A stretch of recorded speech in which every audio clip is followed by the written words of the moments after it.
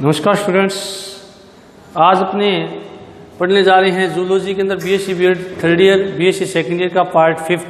और जो अपनी बुक्स लगी है वो है डेवलपमेंट बायोलॉजी। डेवलपमेंट बायोलॉजी के अंदर हम अपने एम्ब्रियोलॉजी का हिस्ट्री देख रहे थे, हिस्ट्री ऑफ एम्ब्रियोलॉजी। तो हिस्ट्री के अंदर मैंने आपको कल बताया था पूर्व रचनावाद, जिसका आपने देखा कि अलग अलग वैज्ञानिकों ने अलग अलग मत दिए, उसके आधार पे अपनी बात को उन्होंने रखने का प्रयास किया। उसके बाद में जो अगला सिद्धांत आया था वो था एपिजेनेसिस, या जिसको हम कहते हैं अनुजननवाद। नेक्स्ट जो 2 नंबर सिद्धांत था अनुजननवाद या एपिजेनेसिस, जिसको हमने नाम दिया था, पढ़ा था बुक में एपिजेनेसिस। तो एपिजेनेसिस या अनुजननवाद जो था, ये थोड़ा सा इसका मैं इतिहास आपको बता देता हूँ, उसके बाद में अपने मेन टॉपिक पे आते हैं कि इसकी आगे की हिस्ट्री क्या रही थी।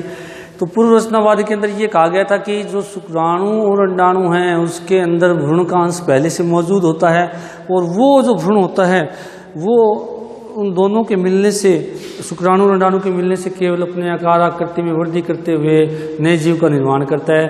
तो पूर्व रचनावाद के अंदर ये बात की गई थी। उसके बाद में पूर्व रचनावाद के अंदर हमने पढ़ा कि कुछ ऐसे वैज्ञानिक थे, ऐसे दार्शनिक थे, ऐसे साइंटिस्ट थे जो ये कह रहे थे कि जो भ्रूण का सूक्ष्म भाग है वो शुक्राणु में होता है, उन्हें स्पर्मिस्ट कहा गया, और जो कुछ कहते हैं कि अंडे के अंदर होता है उन्हें ओविस्ट कहा गया।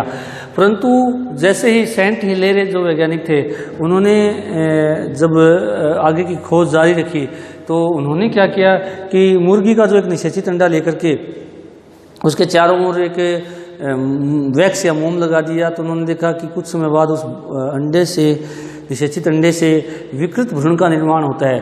तो इस आधार पर उन्होंने बताया कि अगर इस अंडे के अंदर पहले से ही भ्रूण मौजूद होता तो वो विकृत उत्पन्न नहीं होता। तो इस प्रकार उन्होंने बताया कि जो अंडे का निषेचन होता है, निषेचन होने के बाद में भारी बल लगते हैं, और भारी बल, जब बल का मतलब ये होता है कि यहाँ शुक्राणु अंडे के अंदर प्रवेश करता है, और करने के बाद में केंद्रकों का संलयन होने के बाद में नए जीव का निर्माण होता है। ऐसी सेंट हिलेरे ने बताई थी। उसके बाद में अपनी बात कर रहे थे कार्ल वॉन बेयर की। कार्ल वॉन बेयर ने जो डेवलपमेंट हिस्ट्री ऑफ एनिमल्स एक बुक अपनी प्रकाशित की थी, Karl von Baer development mental history of animals book उन्होंने बताई थी या प्रकाशित की थी। इस बुक में उन्होंने बताया था कि जो अंडे और शुक्राणु हैं इनका दोनों का संलयन जब होता है तो दोनों के केंद्र के मिलने से ही नए जीव का निर्माण होता है। और इन्होंने क्या किया कि कई जंतुओं के अंडों का, ये बात उन्होंने क्या किया कि कई जंतुओं के अंडों का अध्ययन किया, उनके परिवर्तन को देखा। परिवर्तन को देखने के बाद में ये बुक लिखी, और बुक के आधार पर उन्होंने बताया कि ऐसी कोई संरचनाएं नहीं होती है पहले से मौजूद, जो कि हम सूक्ष्म संरचनाएं कहते हैं, वो नहीं होती हैं, बल्कि निषेचन होने के बाद में उनमें कुछ परिवर्तन आते हैं, और नए भ्रूण का निर्माण निषेचन होने के बाद में होता है। तो ये बात इन्होंने कही थी।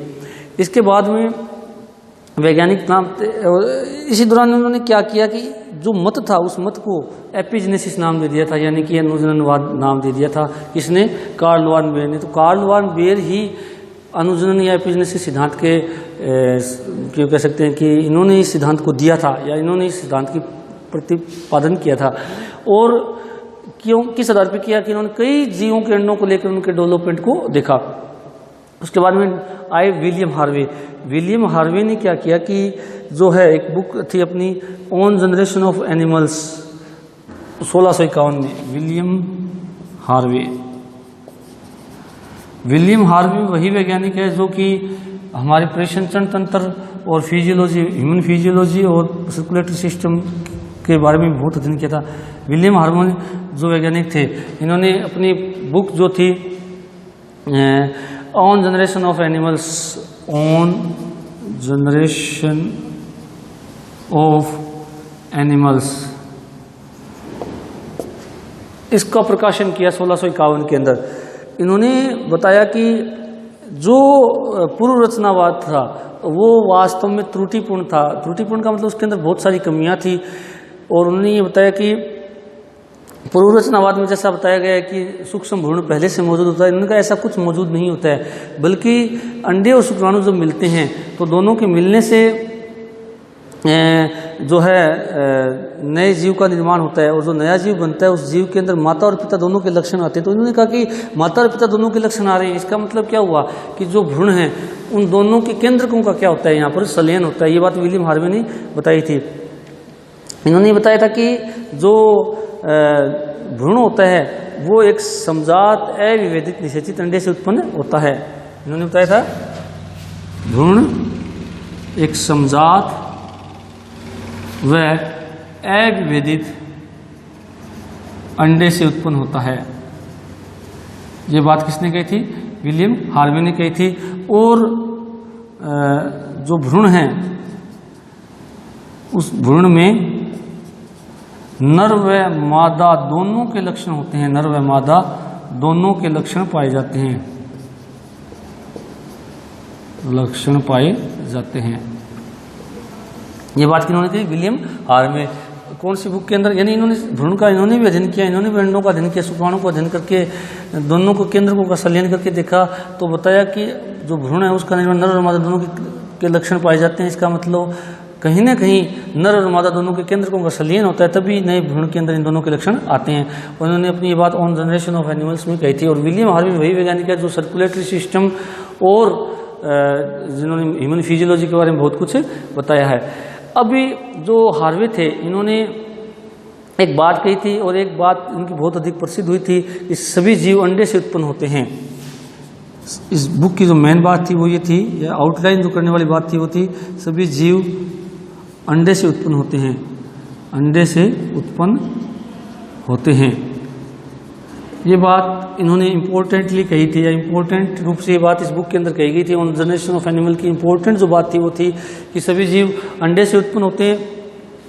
अब अगर हम बात कहें कि विलियम हार्वे जब ये काम कर रहे थे तो उस समय अंडे की कोई परिभाषा नहीं थी, अंडे की परिभाषा नहीं थी। तो उस समय क्या हुआ था, जो भ्रूण था उस भ्रूण को क्या मान लिया जाता था?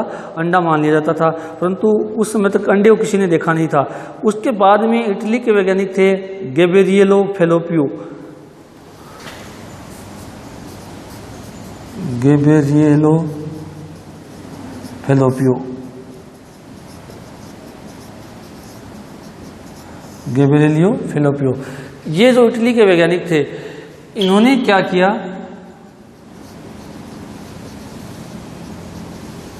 कि अंडाशय और गर्भाशय के बीच में नलिका की खोज की थी। उस नलिका की खोज को इनके नाम के आधार पर फैलोपियन ट्यूब कहा गया। यानी इन्होंने फैलोपियन ट्यूब की खोज की थी, फैलोपियन ट्यूब की खोज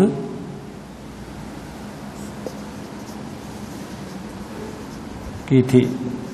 किसने? गैब्रिएलो फेलोपियो ने। इटली के वैज्ञानिक थे, फैलोपियन ट्यूब की खोज की थी, और फैलोपियन ट्यूब का नाम इन्हीं के नाम के आधार पर या इन्हीं के सम्मान के आधार पर रखा गया।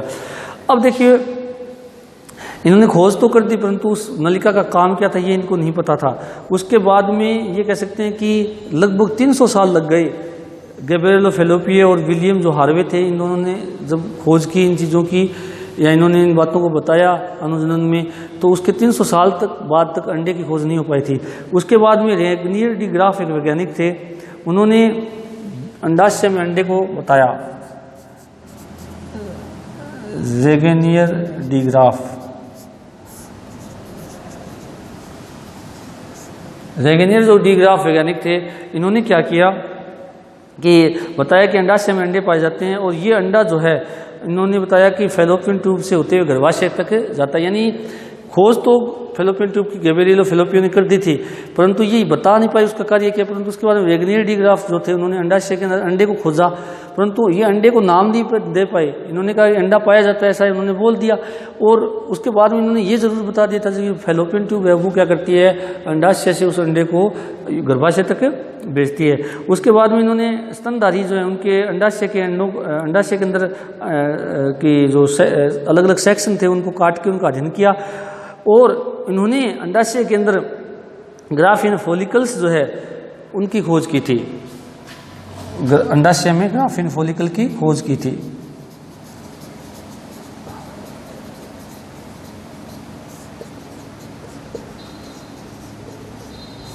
की खोज की थी। हुआ भी क्या कि रेगनियर डीग्राफ थे, उन्होंने बताया कि अंडाशय में अंडे पाए जाते हैं, परंतु हुआ क्या कि जो इन्होंने जिसको अंडे माने वो फॉलिकल्स थे, पुटक थे। उन पुटकों के अंदर केवल क्या था कि उन पुटकों के अंदर द्रव भरा हुआ था और उन द्रव युक्त उन पुटकों को इन रेगनियर डीग्राफ के नाम पर ग्राफिन पुटक नाम दिया गया। क्या नाम दिया गया? ग्राफिन पुटक। और ग्राफिन पुटक जो थे, पुटक नाम दिया गया और ये ग्राफिन पुटक इनके नाम के समान में दिया गया।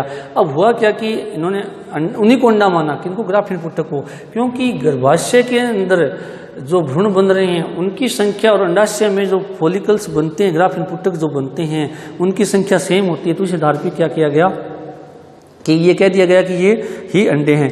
उसके बाद में कैस्पर फ्रेडरिक वोल्फ थे, इन्होंने जो है अनुजनन के सिद्धांत को और ज़्यादा प्रबलता प्रदान की, क्योंकि इन्होंने जो है मुर्गी का अध्ययन किया, अंडों का, और बताया कि इसके अंदर कोई भी ऐसी सूक्ष्म संरचना नहीं पाई जाती। कैस्पर फ्रेडरिक वोल्फ जो वैज्ञानिक थे।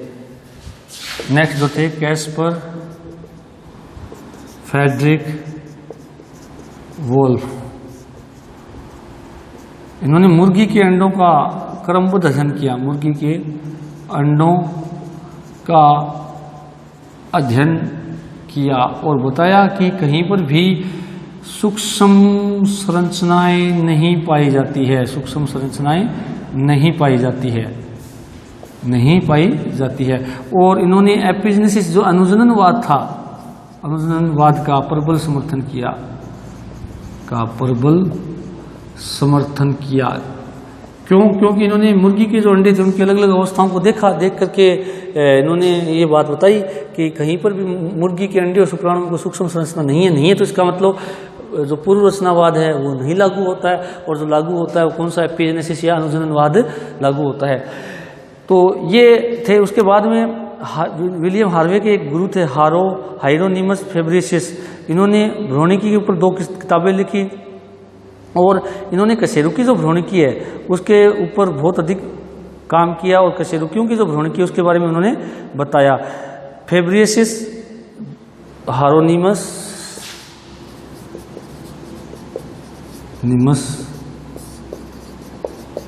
फेब्रिसियस ने कशेरुकी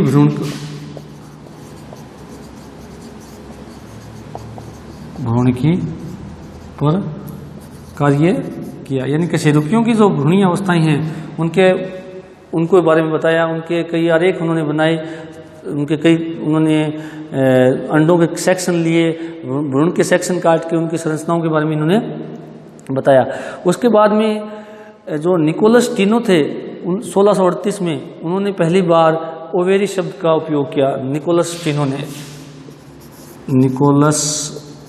स्टीनो ने सबसे पहली बार ओवेरी शब्द का यूज किया, ओवेरी शब्द का प्रयोग किया।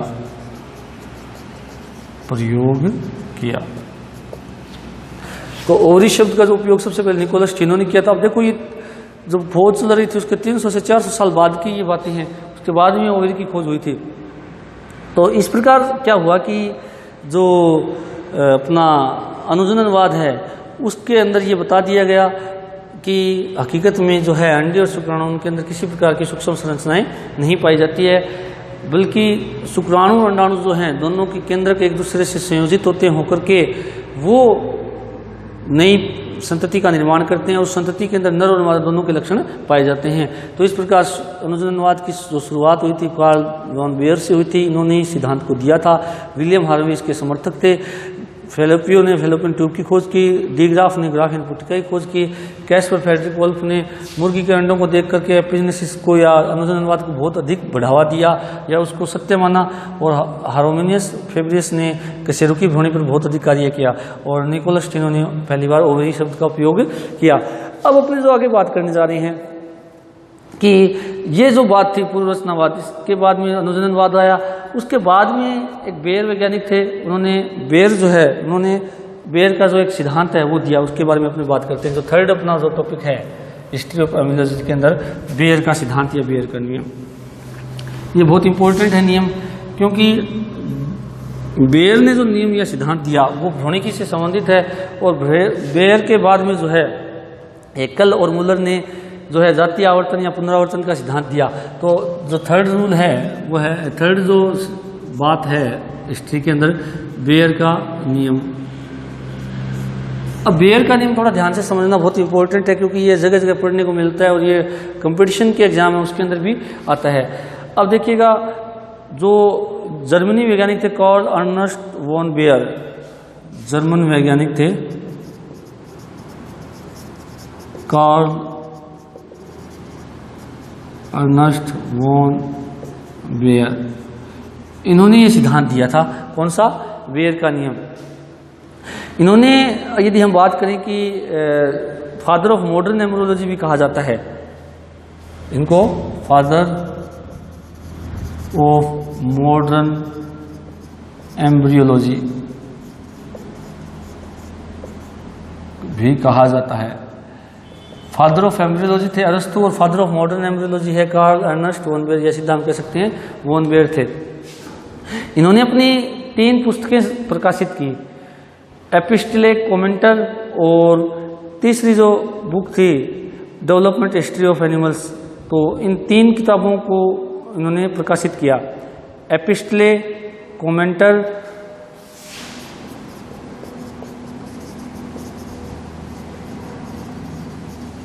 डेवलपमेंटल हिस्ट्री ऑफ एनिमल्स,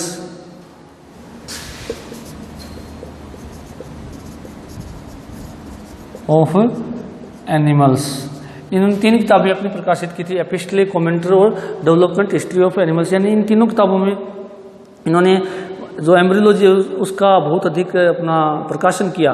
उसके बाद में इन्होंने जर्म लेयर थ्योरी, जातिवर्तीय इतिहास, जर्म लेयर थ्योरी, जातिवर्तीय इतिहास, नोटोकॉर्ड की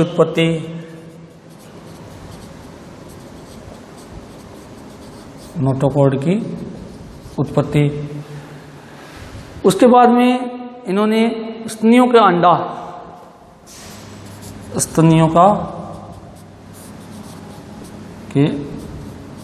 अंडे, इन 4 चीज को लेकर के इन तीनों बुक्स के अंदर बहुत कुछ बताया। यानी इन तीनों बुक्स के अंदर जर्म लेयर थ्योरी, यानी जो अपने जननिक स्तर पाए जाते हैं उनके बारे में बताया, जातिवर्तीय इतिहास यानी कोई जाति जो है उसका विकास कैसे हुआ है और किस प्रकार होता है उसके बारे में बताया, नोटोकॉर्ड की उत्पत्ति के बारे में बताया, और स्तनधारियों के जो अंडे होते हैं उनके बारे में बताया, वो कितने प्रकार के होते हैं, उनकी संरचना के बारे में बताया। इन तीनों बुक्स के अंदर इन्होंने बता दिया।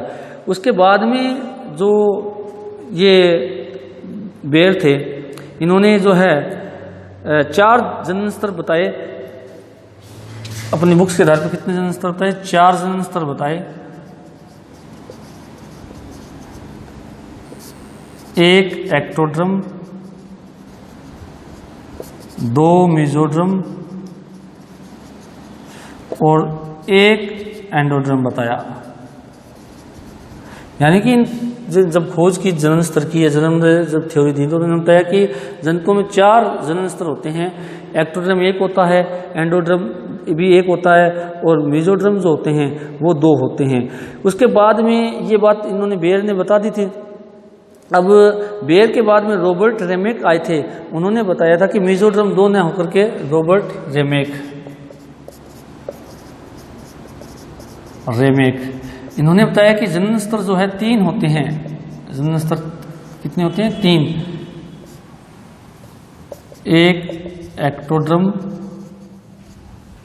1 मेसोड्रम व 1 एंडोड्रम होता है। यानी बेयर ने अपने जर्म लेयर थ्योरी में बताया कि जनन स्तर कितने होते हैं? 4 होते हैं। 1 एक्टोड्रम, 2 मेसोड्रम और 1 एंडोड्रम होते हैं। परंतु रॉबर्ट रेमेक जब आए तो इन्होंने बताया कि जनन स्तर कितने होते हैं? 3 ही होते हैं। 1 एक्टोड्रम, 1 मेसोड्रम और 1 एंडोड्रम होते हैं। उसके बाद में जो बेयर थे इन्होंने क्या किया कि ये बता दिया कि ये जो जर्म लेयर थ्योरी है, इसके आधार पर उन्होंने बताया कि एक्टोडर्म, एंडोडर्म और मेसोडर्म जो होते हैं, इन तीनों के द्वारा भ्रूण के विभिन्न अंगों का निर्माण किया जाता है। शरीर के जितने भी अंग हैं उन सब का निर्माण एक्टोडर्म, मेसोडर्म और एंडोडर्म के द्वारा होता है। उसके बाद में जो थे बेयर, इन्होंने क्या किया कि अपने इन चारों टॉपिक के आधार पे या इन तीनों बुक के अंदर इन चारों बातों को बताया। तो जो इसमें सबसे बड़ी बात है जाति वर्तीय इतिहास और जर्म लेयर थ्योरी, इसके आधार पे उन्होंने तीन मेन बातें बताई। उन्होंने पहली बात बताई कि परिवर्तन के समय जो जंतु होते हैं उनके विशिष्ट लक्षणों से पहले सामान्य लक्षण प्रकट होते हैं। अब हम जो पढ़ने जा रहे हैं कि बेयर का जो नियम है उसमें ये तो उसकी किताबों के नाम हो गए, ये सिद्धांत हो गए, और उस जो वॉन बेयर का नियम है या जो सिद्धांत है उसकी मुख्य बात क्या है उसकी बात अपने करने जा रहे हैं। तो पहली बात तो ये थी कि परिवर्तन के समय जंतु के विशिष्ट लक्षणों से पहले क्या होते हैं, सामान्य लक्षण। परिवर्तन के समय विशिष्ट लक्षणों से पहले सामान्य लक्षण उत्पन्न होते हैं। ये भ्रूणीय अवस्था की बात हो रही है कि कोई भी जंतु जो है जब वो परिवर्तन करता है या भ्रूणीय अवस्था से गुजरता है तो उसके अंदर पहले सामान्य लक्षण उत्पन्न होते हैं, उसके बाद में कौन से होते हैं, विशिष्ट लक्षण होते हैं। उसके बाद में उन्होंने बताया कि जो जंतु होता है उसके अंदर सामान्य लक्षणों के प्रकट होने के बाद में अपेक्षाकृत कम सामान्य तथा अंत में विशिष्ट लक्षण उत्पन्न होते हैं। अपेक्षाकृत जो है, जो सामान्य लक्षण है उनके बाद में कम सामान्य तथा अंत में विशिष्ट। कम सामान्य लक्षण पहले व अंत में विशिष्ट लक्षण उत्पन्न होते हैं।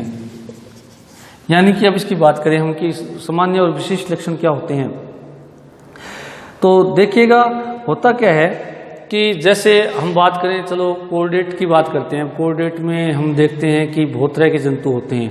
अब जब बात आती है कोर्डेट के अंदर डेवलपमेंट की, तो कोर्डेट के अंदर डेवलपमेंट की बात आती है तो पहले सामान्य लक्षण का मतलब ये होता है कि जैसे नोटोकोड, नर्वकोड, गिल स्लिट्स, ये किसी भी कोर्डेट के सामान्य लक्षण हैं जो पहले विकसित होते हैं।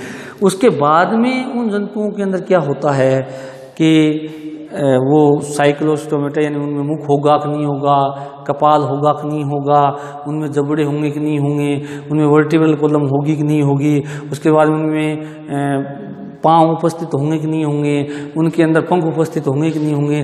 कहने का मतलब ये सारे उस जंतुओं के विशिष्ट लक्षण होते हैं। तो सामान्य लक्षणों में भी कम सामान्य लक्षण पहले प्रकट होते हैं और उसके बाद में कौन से आते हैं, विशिष्ट लक्षण आते हैं। तो सामान्य लक्षणों में कहने का मतलब ये हो गया कि जैसे जंतु के जो मूल लक्षण हैं, जैसे अभी मैंने कोर्डेट का एग्जांपल दिया, नोटोकोड, नर्वकोड, गिल स्लिट्स हैं, ये पहले विकसित होते हैं। उसके बाद में उसके अंदर उसके खुद के मूल लक्षण, जैसे पंख का पाया जाना, पाँव का पाया जाना, जबड़े हैं होंगे या नहीं होंगे, या उसके अंदर कपाल होगा कि नहीं होगा, वो लक्षण विशिष्ट लक्षण होते हैं। वो अंत में क्या होते हैं, बाद में उत्पन्न होते हैं।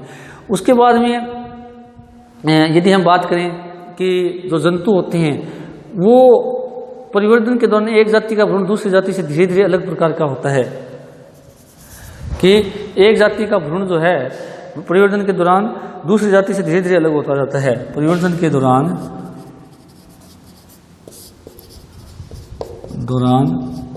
एक जाति का भ्रूण दूसरी जाति से धीरे धीरे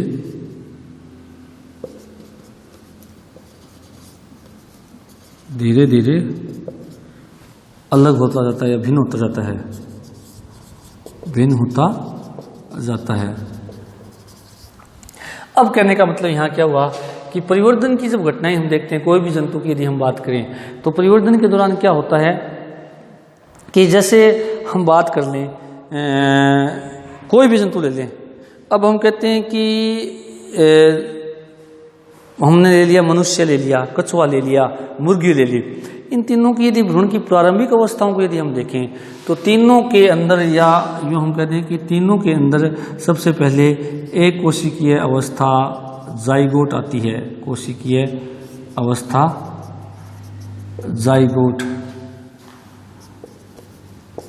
जाइगोट आती है। अब जाइगोट चाहे आप मुर्गी का भ्रूण देखो, चाहे मनुष्य का देखो, चाहे कछुए का देखो, या कोई भी जंतु का भ्रूण देखोगे तो उसके अंदर जाइगोट एक कोशिकीय अवस्था अपने को दिखेगी। उसके बाद में यदि हम धीरे धीरे आगे की और डेवलपमेंट की स्टेजेस में जाएंगे तो मुर्गी का, मनुष्य का, और जो मुर्गी मनुष्य का जो भ्रूण है तो उस भ्रूण को यदि हम देखेंगे, या कछुए का भ्रूण यदि हम साथ में ले, मुर्गी मनुष्य कछुए का भ्रूण है, या कोई और भी जंतु का जो भ्रूण है, वो हम यदि उसकी संरचना को देखें तो उस प्रारंभिक अवस्थाओं में उसको हम पहचान नहीं पाएंगे, क्योंकि उसकी आकार आकृति लगभग सेम होती है। और जैसे जैसे जैसे भ्रूणीय अवस्थाएं और आगे बढ़ेगी तब हमें पहचान होने लगेगा कि ये मनुष्य का भ्रूण है, ये मुर्गी का भ्रूण है, ये कछुए का भ्रूण है। क्यों? क्योंकि हमने यही बात की कि परिवर्तन के दौरान एक जाति का भ्रूण दूसरी जाति से धीरे धीरे क्या होता जाता है, भिन्न हो जाता है। इसका मतलब ये हुआ कि भ्रूण की जो प्रारंभिक अवस्थाएं होती है वो सभी जातियों में लगभग क्या होती है, समान आकार आकृति की होती है। और इसको देखने के लिए अपने बुक के अंदर आप अपने डायग्राम देख सकते हैं। बुक के अंदर डायग्राम भी दिया गया है। ये जो बुक के अंदर है, फिश है, सैलामेंडर है, टोर्टोइज है, चिक है और ह्यूमन है, यानी कि मछली है, सैलामेंडर जो है, उभयचर है, और कछुआ है, और मुर्गी है, और मनुष्य है। इसके भ्रूण की यदि उस डायग्राम में प्रारंभिक अवस्थाओं को देखोगे तो क्या होगा, अपने को क्लियर दिखाई नहीं देगा या समझ नहीं आएगा कि ये भ्रूण किसका है। परंतु जैसे जैसे आप अगली अवस्थाओं में उन फोटोग्राफ को देखोगे तो हमें समझ में आने लग जाता है कि वास्तव में ये किसका, मनुष्य का है, मुर्गी का है, या सैलामेंडर का है, या कोई अन्य जंतु का भ्रूण है, जो हमें जंतु की उस जाति के बारे में क्लियर कर देता है। इसका मतलब यही हुआ कि परिवर्तन के दौरान एक जाति का भ्रूण दूसरी जाति से धीरे धीरे क्या हो जाता है, भिन्न होते जाता है। उसके अलावा यदि हम बात करें, जो इम्पोर्टेंट बात है इसकी वान बियर के सिद्धांत की, वो ये है कि एक उच्चतर जंतु परिवर्तन के दौरान उन अवस्थाओं से गुजरता है जो निम्नतर जंतुओं के परिवर्तन में मिलती है। एक उच्चतर जंतु परिवर्तन के दौरान उन अवस्थाओं से गुजरता है, अवस्थाओं से गुजरता है जो निम्नतर जंतुओं में मिलती है। अब देखिएगा कि एक उच्चतर जंतु, यदि हम मनुष्य की बात कर लें तो मनुष्य का जब भ्रूणीय विकास होता है तो उस दौरान हमारे अंदर वो सभी अवस्थाएं आती हैं जो निम्नतर जंतुओं में पाई जाती है। जैसे यदि हम बात करें कि हम कहते हैं कि प्रोटोजोआ के लक्षण हमारे भ्रूण के अंदर पाए जाते हैं। क्यों? क्योंकि हमारे अंदर जाइगोट बनता है। क्या बनता है? जाइगोट बनता है। तो जाइगोट जो बनता है वो कौन सी अवस्था को शो करता है कि हमारा निम्न श्रेणी का जो जंतु है उससे मिलती कौन सी अवस्था है? प्रोटोजोआ से। प्रोटोजोआ से, यानी जाइगोट जो है वो एक कोशिकीय होता है, प्रोटोजोआ जो जंतु है वो भी क्या होते हैं? एक कोशिकीय होते हैं।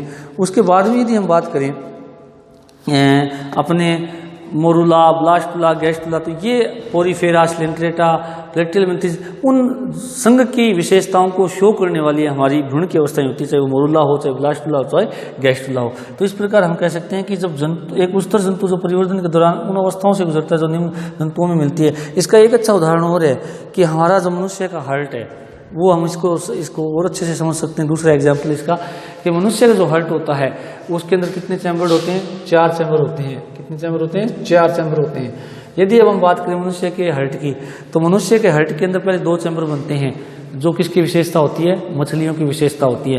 फिर मनुष्य के हार्ट के अंदर 3 चैम्बर बनते हैं भ्रूणीय अवस्था के दौरान, वो विशेषता होती है उभयचर की। फिर मनुष्य के हार्ट के अंदर अपूर्ण 4 चैम्बर बनते हैं, इनकम्प्लीट 4 चैम्बर युक्त हार्ट पाया जाता है जो किसकी विशेषता होती है? रेप्टाइल्स की होती है। उसके बाद में हमारे भ्रूणीय अवस्था में 4 चैम्बर वाला हार्ट बनता है जो विशेषता होती है किसकी? एविज की और खुद मैमल्स की। तो इस प्रकार हार्ट को लेकर के हम देख सकते हैं कि हमारा जो हार्ट है वो ये बताता है कि हम भ्रूण के अंदर उन अवस्थाओं से गुजरते हैं जो निम्न श्रेणी के अंदर जंतुओं में पाई जाती है। तो आज अपने बेयर का नियम पढ़ा, कल अपने हेकल और मुलर का नियम पढ़ेंगे जो कि ये बताता है ओंटोजेनी रिपीट फाइलोजेनी। तो जातीय जिसको हम पुनरावर्तन का सिद्धांत भी कहते हैं, तो वो बेयर के नियम से इन 3 बातों से ही संबंधित नियम हैं जो अपन कल देखेंगे। Thank you.